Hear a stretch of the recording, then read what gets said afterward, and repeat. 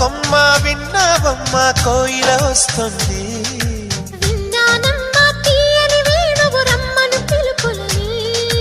నాటు దుత్తి దుక్కుతాన దుత్తి తాకు తాకుతాన నాటు దుత్తి